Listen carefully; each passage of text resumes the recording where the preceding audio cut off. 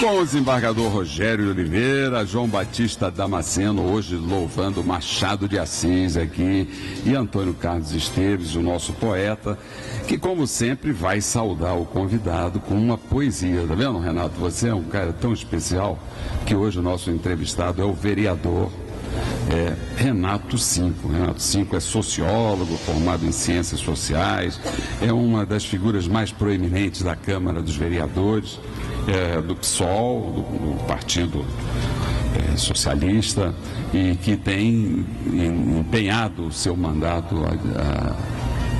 ao serviço das causas sociais e das causas populares. Renato Cinco, é com muito orgulho que recebemos você aqui no nosso programa, hoje com o auditório repleto aqui de alunos da Estácio de Sá, o Jean Cabral, o Gabriel Dávila, o Fernando Arruda, o Alexandre Ximenes, a Ana Frazão e a Clarice Lourdes, sempre sob o comando da nossa professora Daniele. Estamos aqui com muita alegria recebendo o Renato Cinco, e quem vai saudá-lo, Renato, é o nosso poeta mor, nosso poeta Antônio Carlos Esteves, que só quando ele começa a falar, eu sei que do outro lado da linha tem assim um frisson, sobretudo do mundo feminino, porque não é só a poesia dele que causa esse estremecimento, mas é também a voz dele, The Voice.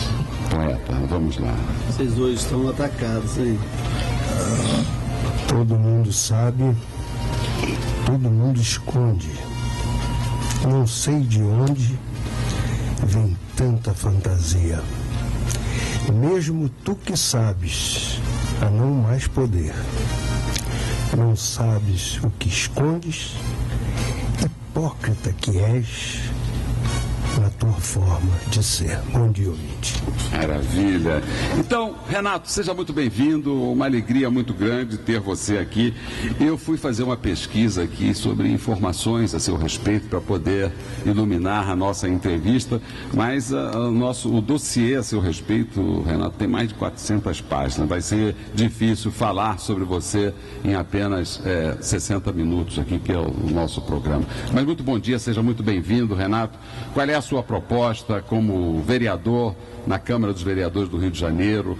O que você tem feito? Qual é a sua visão deste conturbado Brasil em crise?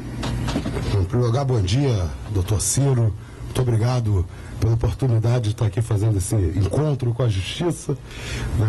Minha saudação aqui a todos à mesa, aos ouvintes.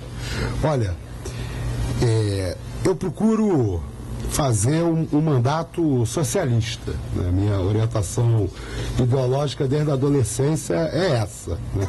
Eu, na minha militância, fiz desde 2004 uma opção por dar prioridade à pauta antiproibicionista, né? A luta pela mudança da política que regula, na verdade, que proíbe, né, algumas drogas no nosso país, né? E no mundo.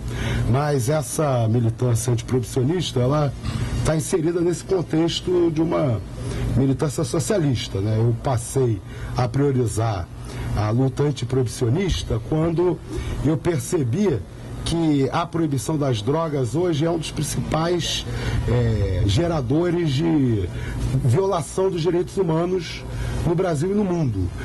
Eu não cheguei na luta antiproibicionista, vamos dizer assim, por um viés tradicional dessa luta, que é simplesmente a defesa das liberdades individuais, apesar de eu achá-las muito importantes, né? Mas eu precisei de mais motivação do que isso. Foi quando eu concluí, né, como que boa parte das violações de direitos humanos no mundo tem origem nessa lei, né, nessa proibição. Agora, evidentemente que no mandato na Câmara Municipal, eu não posso pautar a legalização, né, no âmbito da cidade do Rio de Janeiro. Se pudesse, teria pautado, né? Talvez até vencesse lá, não tenho certeza. Mas a gente tem a cargo dos municípios no Brasil responsabilidades, né, no que diz respeito à política de drogas. Né? Cabe aos municípios estabelecerem nas nossas cidades, né, uma rede de atenção psicossocial, né, que entre as suas atribuições né, está o atendimento das pessoas que desenvolvem os problemas de abuso de drogas, sejam elas lícitas ou ilícitas, né? Existe uma unidade de saúde básica chamada Centro de Atenção Psicossocial em Álcool e Outras Drogas. E de acordo com as recomendações do Ministério da Saúde, deveria haver um CAPS-AD para cada 200 mil habitantes no país. Então, na cidade do Rio de Janeiro, a gente necessitaria de pelo menos 32 CAPS-AD para atender a nossa cidade, né? E a prefeitura hoje tem, aliás, na cidade do Rio de Janeiro tem 8 CAPS-AD apenas funcionando, né? E um deles não é da prefeitura do estado. Isso se reproduz também, Renato, na questão dos conselhos tutelares. Falamos aqui antes que nós temos aqui no Rio apenas 16 conselhos tutelares, quando a lei impõe que nós tivéssemos 66 conselhos tutelares. Essa tem sido uma preocupação também do seu mandato, Renato? Olha, a gente tem uma preocupação, de uma maneira geral, com como a população pode vir a interferir mais na governança municipal, né? E certamente, através dos conselhos tutelares, a gente pode fazer com que essa apropriação ela aconteça, né? Então é muito importante que seja ampliado, né, e seja fortalecido os conselhos tutelares no Rio de Janeiro. Mas a gente sabe, né, Ciro, que ainda mais com uma oposição pequenininha na Câmara Municipal, né, o prefeito Eduardo Paes, hoje ele tem um apoio de 40 dos 51 vereadores, né, a gente acaba que não consegue dar conta de toda a demanda, né, de resistência até, vamos dizer assim, que ocorre na nossa cidade. Eu tenho priorizado no meu mandato esse aspecto do debate da saúde mental, né? Tem sido uma das nossas prioridades. E dentro dessa lógica, né, de fazer uma política antiproibicionista no âmbito municipal, a gente, logo que assumiu o mandato, encontrou uma situação ainda mais grave, né, do que simplesmente não existir essa rede de atenção, né, que deveria existir. Mas a gente assumiu o mandato encontrando uma política, né, absolutamente autoritária da Prefeitura do Rio de Janeiro, se utilizando, né, do pretexto de socorrer, né, crianças e adolescentes em situação de rua, né, e abusando de drogas. A gente viu uma política de limpeza social, né, com vistas à Copa do Mundo, né? A Secretaria Municipal, na época, né, de Assistência Social e depois de Desenvolvimento Social, aplicou, né, durante muito tempo a sua portaria número 10, né, que estabelecia o recolhimento compulsório de crianças e adolescentes, né, em situação de rua, né, que tivesse abuso de drogas. De rua também, né? Sim. Independentemente, a Zona Sul não tem mais morador de rua, né? Hoje estão confinados do centro da cidade para o subúrbio, né? A Zona Sul não pode ter mais morador de rua, e isso gerou desequilíbrio, né? Porque quando você tinha morador de rua, ele estava ali, estava presente, ele via as ocorrências, tinha até, por incrível que pareça, o morador de rua era até segurança do trajeto onde ele dormia. Quer dizer, uma figura, não sei se é morador de rua, que é um dormidor de rua, né? Há trabalhadores que moram longe que dormem pelas ruas. Esse dormidor de rua, ele era de alguma forma, participava de alguma forma dessa segurança social, e à medida que ele é deslocado, alguns trechos ficaram absolutamente desertos, né, nessa política higienista que foi implantada aqui no Rio de Janeiro para os grandes eventos. Não é assim? Essa questão da saúde mental, Renato, essa semana aconteceu um episódio muito interessante, porque nós tínhamos 70 prisioneiros no sanatório penal, cumprindo medida de segurança com pena cumprida há mais de 20 anos. E foi preciso que o juiz da Vara de Execuções Penais determinasse a prisão dos secretários de saúde para que esses brasileiros fossem libertados e colocados em casas de tratamento, como é um direito seu.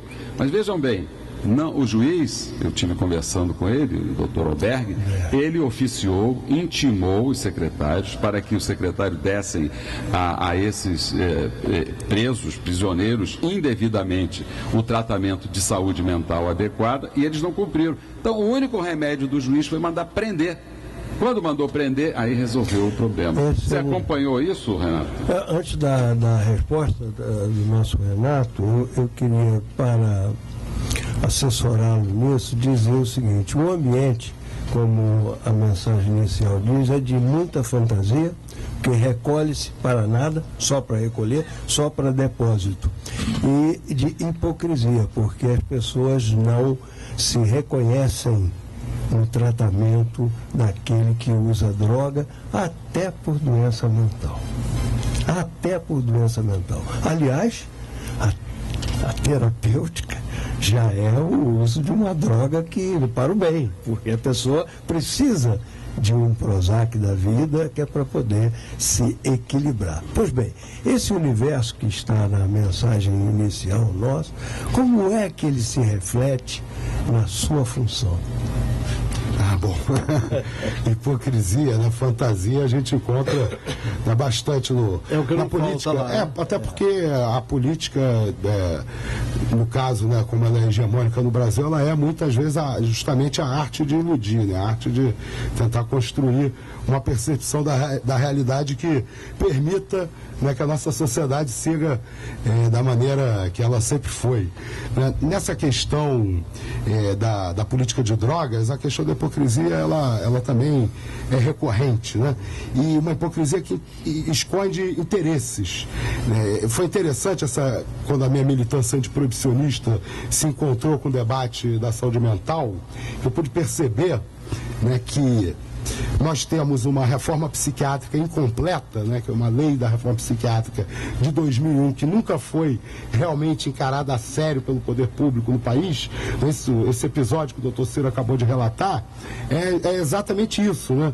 Quer dizer, se a reforma psiquiátrica tivesse sido levada a sério pelo poder público, essa situação não teria ocorrido, né?